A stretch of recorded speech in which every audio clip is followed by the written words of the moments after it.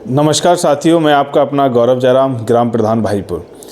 सर्वप्रथम वर्ष 2025 की आप सभी देशवासियों को, खुर्जा विधानसभा के सभी क्षेत्रवासियों को ढेर सारी बधाई और शुभकामनाएं। वर्ष 2025 आपके जीवन में नई उमंग, नई ऊर्जा, नई पहचान और नई कामयाबी के साथ ये वर्ष आपको अपनी मंजिल तक पहुंचने के लिए मार्गदर्शन, ईश्वर आपको मार्गदर्शित करे कि आप वो अपनी मंजिल हासिल कर पाएँ। सभी को ढेर ढेर बधाई, शुभकामनाएं। और आज इस वीडियो के माध्यम से मैं आपको एक बहुत ही महत्वपूर्ण जानकारी देने जा रहा हूँ। इस वीडियो का उद्देश्य है कि प्रत्येक व्यक्ति को अपने बारे में सजग रहना, जागरूक रहना, अपने अधिकारों के बारे में जानना, अपने कर्तव्यों के बारे में जानना। कुछ इस तरीके की रूपरेखा हम गौरव जयराम ऑफिशियल चैनल के माध्यम से आप लोगों तक पहुंचाने का प्रयास कर रहे हैं। आज मैं बात कर रहा हूं मूल निवास प्रमाण पत्र।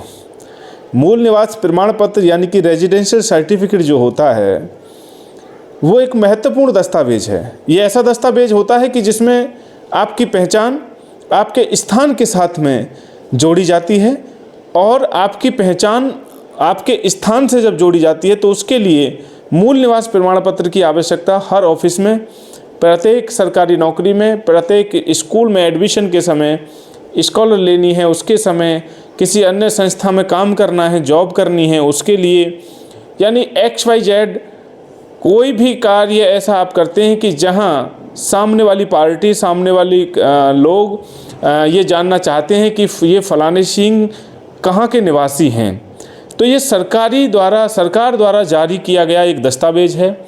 सरकार के अधिकारियों द्वारा बहुत ही जांच पड़ताल करने के बाद यह बनाया जाता है, जिसको बोला जाता है कि मूल निवास प्रमाण पत्र। मैं बात कर रहा हूँ आज मूल निवास प्रमाण पत्र के संबंध में। इसके लाभ क्या है? लाभ, इसके बहुत सारे लाभ ये हैं कि ये एक महत्वपूर्ण दस्तावेज है आपके लिए और हर काम में इसका प्रयोग होता है। इसलिए आप सभी लोगों के पास में आपका मूल निवास प्रमाण पत्र होना चाहिए।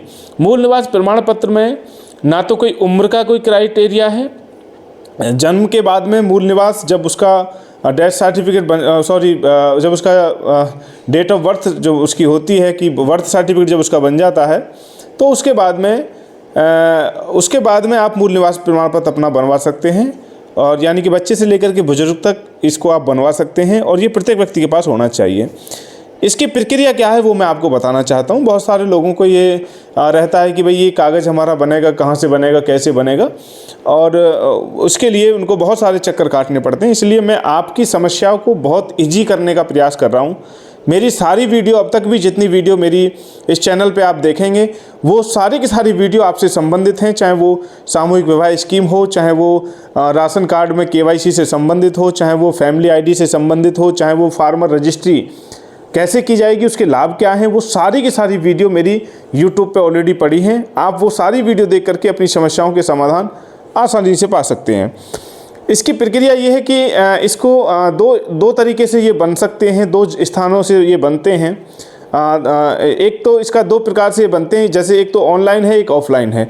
ऑनलाइन कैसे बनता है वो मैं आपको बताता हूँ कि ऑनलाइन ये या तो आप सबसे पहले अपने घर के पड़ोस में जो भी CSC आपको पड़ता है, CSC सेंटर यानी कि जन सेवा केंद्र जैसे बोलते हैं, वहाँ से आप इसको अप्लाई कर सकते हैं। और दूसरा है कि आप अपने ग्राम पंचायत सचिवालय पे जा करके, अगर गांव से बिलोंग करते हैं तो ग्राम पंचायत सचिवालय, अगर आप शहर से बिलोंग करते हैं तो नगर पालिका में आप जा करके वहाँ से आप इसको ऑनलाइन अप्लाई करा सकते हैं। दो माध्यम है इसके ऑनलाइन के। एक इसका ऑफलाइन भी माध्यम है कि अगर आप इसको ऑफलाइन बनवाना चाहते हैं तो आप जो है उप जिला अधिकारी यानी कि SDM जो है, SDM यानी कि तहसील में जाकर के आप SDM साहब के पास में वहाँ पे एक फॉर्म भरा जाता है। उस फॉर्म के माध्यम से भी आवश्यक जो भी दस्तावेज इसमें चाहिएंगे वो आप लेकर के जाइए, वहाँ भी इसका ऑफलाइन हो सकता है। और दूसरा, अगर आप DM साहब के यहाँ यानी कि जो कि आपके जिला अधिकारी होते हैं कि वहाँ से कलेक्टेड से भी ये आपका मूल निवास प्रमाण पत्र वहाँ से भी बन सकता है। वहाँ भी ऑफलाइन प्रक्रिया है, एक फार्म लेना होगा, आवश्यक दस्तावेज आप लगाएंगे और उसके बाद में वहाँ से एक लेटर आपको जारी हो जाता है। तो ये थे इसके दो प्रकार ऑफलाइन ऑनलाइन के, कि आप किसी भी तरीके से आप इसको बनवा सकते हैं।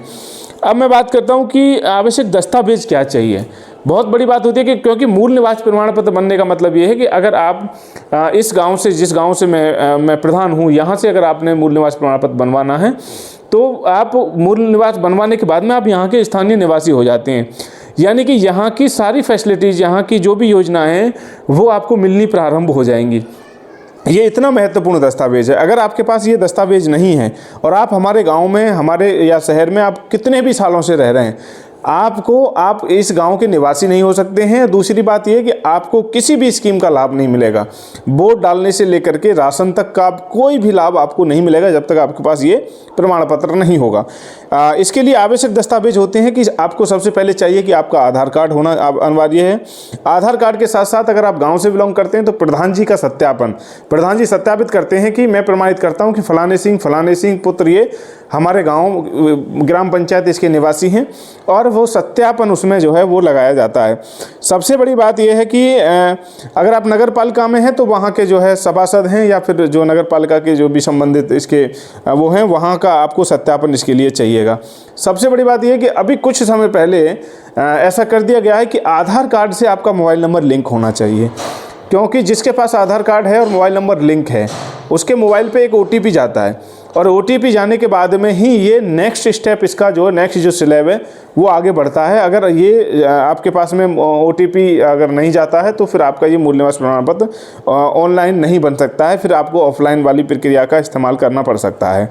एक इसमें चाहिए होता है कि आप स्वयं सत्यापन करते हैं, अपना स्वयं का सत्यापन होता है कि मैं सेवा में श्रीमान ग्राम पंचायत या जो भी आपने लिखना है ग्राम पंचायत के लिए आपको जारी करना है या नगर पालिका के लिए जारी करना है, तो उसके लिए आपको लिखना है कि मैं आपके यहाँ का निवासी हूँ और मेरे मूल निवास प्रमाण पत्र बनवाने का वो कष्ट किया जाए। ये सारी चीज़ें, ये सारे वो आवश्यक दस्तावेज हैं कि जिनको जो लोगों के पास में होते हैं, लेकिन आपको सही जानकारी नहीं होती है तो कई बार आपसे बहुत ज़्यादा पैसे वसूल लिए जाते हैं और आपको बहुत लंबे समय तक आपको परेशान किया जाता है। इसकी चूँकि तहसील में जब ये रिपोर्ट जाती है तो वहाँ के लेखपाल जो है, SDM साहब ही जारी करते हैं इसको, लेकिन लेखपाल के माध्यम से पूरी जांच पड़ताल इसकी होती है कि भाई ये गांव के निवासी हैं या नहीं है, किस स्थिति में, कैसे हैं। वो गांव में 10-20-50 लोगों से पूछते हैं, अपने अपने माध्यम होते हैं कि किसी कोई विजिट करके, फ़ोन करके या जैसे भी हैं, वो उनके हेडिंग है, लेकिन वो धरातल पे सत्यापन करते हैं। मूल निवास प्रमाण पत्र बहुत ही अहम महत्वपूर्ण डॉक्यूमेंट्स है। इसलिए होता क्या है कि आपसे बहुत सारे पैसे ले लिए जाते हैं, समय आपका बर्बाद होता है। तो मैं वो भी आपको बताना चाहता हूँ कि इसकी एक सरकारी फ़ीस होती है। सरकारी फ़ीस 30 रुपये है, 30 रुपये, यानी कि सरकारी खजाने में वो पैसा जाता है। अब होता ये कि अपनी सुविधा के अनुसार आप मान लीजिए पंचायत सचिवालय पे आप जाते हैं तो वहाँ पे जो है अथॉरिटी है, वहाँ पंचायत जो सहायक बैठे हैं कि वो उस आपके इस कागज़ का जो है वो 50 रुपये, 60 रुपये, 70 रुपये, 80 रुपये, जो भी मुनासिब, जो मतलब 100 के लगभग नीचे तक वो इसका चार्ज कर सकते हैं। तो उसका कुछ पैसा जो है वो ग्राम पंचायत के उसमें OSR का खाता होता है, उसमें वो पैसा जाता है, और उसके बाद में कुछ पैसा जो है पंचायत सहायक जो मेहनत करता है उसको मिलता है उसके लिए। ऐसे ही CSC सेंटर वालों के लिए है कि वो पूरा सिस्टम लेके बैठे हैं, दुकान रेंट पे, बिजली का बिल है, तो वो इसमें मान लीजिए कि 50 से 100 रुपये तक इसका चार्ज हो सकता है। 100 रुपये से ऊपर का अगर कोई चार्ज लेता है तो वो बिल्कुल गलत प्रकार से वो चार्ज ले रहा है। तो ये बहुत ही महत्वपूर्ण जानकारी मैंने आपको बताई कि मूल निवास प्रमाण पत्र की आवश्यकता क्या है, कैसे, किस प्रक्रिया से बन सकता है, क्या आवश्यक दस्तावेज हैं, क्या इसकी फ़ीस है। और मैं आशा उम्मीद करता हूं कि इस प्रकार की वीडियो आप देखने के लिए हमारे चैनल को सब्सक्राइब कर लें और इसको ज़्यादातर लोगों तक आप भेजने का काम करें, जिससे कि लोगों के साथ में जो है कोई किसी भी प्रकार की कोई समस्या ना आए और वो अपना काम समय पे करा पाएँ। बहुत बहुत धन्यवाद। एक बार पुनः वर्ष 2025 की सभी को ढेर सारी बधाई, ढेर सारी शुभकामनाएं। ईश्वर से प्रार्थना है कि आप सभी लोग स्वस्थ रहें, खुश रहें, आप अपने मिशन में कामयाब रहें। धन्यवाद।